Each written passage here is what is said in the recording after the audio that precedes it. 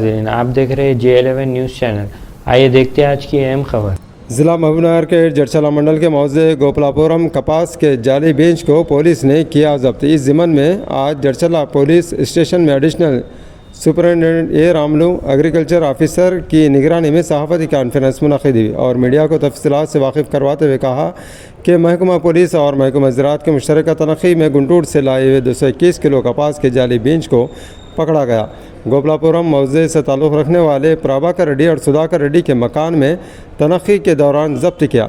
Additional superintendent ए रामलू ने कहा कि कपास के नकली बीज फ़रोख्त करने वालों के ख़िलाफ़ सख्त कार्रवाई की जाएगी।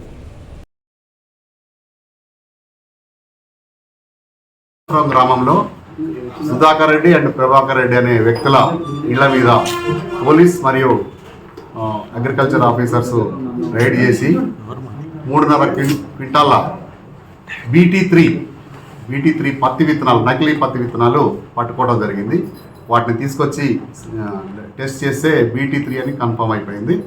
ఈ ఇద్దరు నిందితుల్ని వాళ్ళ మీద ఎఫ్ఐఆర్ ఇష్యూ చేసి కేసు రిజిస్టర్ చేయడం జరిగింది.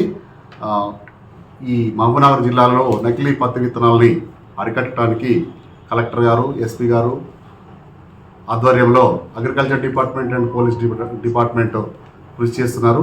ఇందులో భాగంగా district level teams, mandal level teams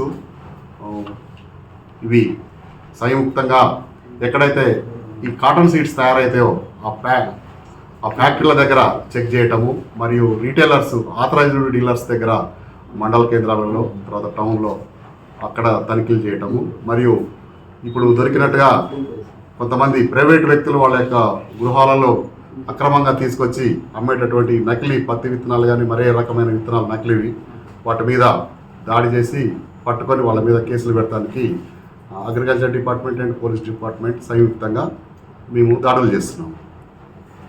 हमारे चैनल को लाइक कीजिए, सब्सक्राइब कीजिए, शेयर करना ना भूलें।